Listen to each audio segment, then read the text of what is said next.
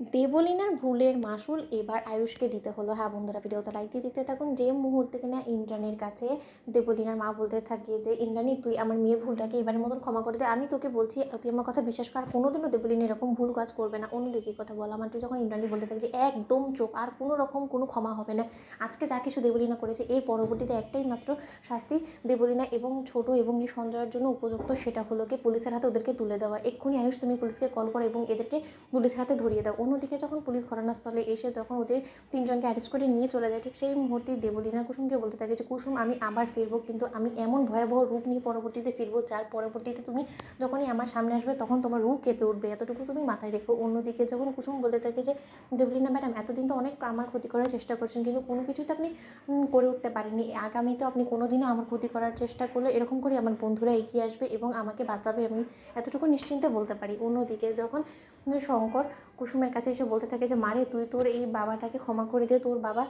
শেষ পর্যন্ত তোর বিয়েটা দিতে পারলো না, উল্টো তোকে লগ্নভ্রষ্টার তকমা দিয়ে দিল, তুই তোর বাবা পারলে ক্ষমা করে দিস রে মা। ঠিক সেই মুহূর্তেই যখন শঙ্করের কাছে এসে ইন্দ্রাণী বলতে থাকে যে শঙ্কর তোমার সামনে আমি কী মুখ নিয়ে দাঁড়াবো, আমি সেটাই ভেবে পাচ্ছি না, আমার আসলে তোমার সামনে দাঁড়ানোর মুখ নেই, কিন্তু তার সত্ত্বে একটা কথা আমি বলতে বাধ্য হচ্ছি যে যা কিছু হয়েছে আমার পরিবারের সদস্যরা যে ভুলগুলো করেছে তার অবশ্যই ভুলের মাসুল আমাদেরকে দিতে হবে। তুমি একদম ভেবো না, আগামী 15 দিনের মধ্যে যে করেই হোক না কেন তোমার মেয়ের জন্য যোগ্য পাত্র খুঁজে আমি আনবো, সেই দায়িত্বটুকু আমি আমার নিজের কাঁধে তুলে নিলাম এবং এই চারটে কোনো যাতে ভুল না হয় সেদিকটা আমি খেয়াল রাখবো। অন্যদিকে যখন শঙ্কর বলতে থাকে যে আপাতত তো আমার মেয়ে লগ্নভ্রষ্টা এবং লগ্নভ্রষ্টা মেয়েকে যে আমাদের সমাজে কোন চোখে দেখা হয় সেটা নিশ্চয়ই আপনি কর্তাম্মা খুব ভালো করেই জানেন। কোন ছেলে এগিয়ে আসবে আমার মেয়েকে বিয়ে করার জন্য বলুন তো? এতে করে তো আমার মেয়েকে যার হাতে আমি তুলে দিই না কেন সেই ছেলেটা যে ওর জীবনটা নরকে পরিণত করে দিবে না, সেটারই বা কী গ্যারেন্টি আছে বলুন তো?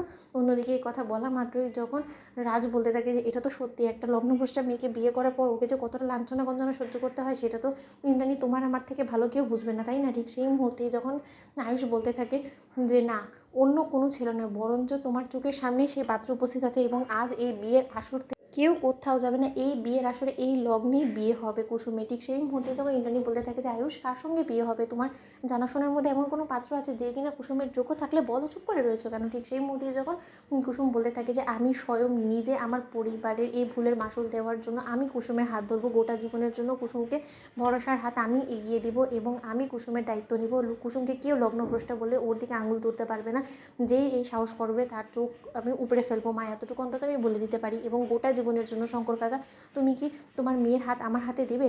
ঠিক সেই মুহূর্তে যখন শঙ্কর বলতে থাকে যে আয়ুষ বাবা তুমি সব কী বলছো, অন্যদিকে ইন্দ্রাণী বলতে থাকে যে আয়ুষ আমি বুঝতে পারছি তোমার মনের অবস্থা, কিন্তু তাই বলে এত বড় প্রতিদান দিবে তুমি? তোমার মাথা খারাপ হয়ে গেছে তো? বন্ধুরা, কেমন শেয়ার করে সাবস্ক্রাইব করো।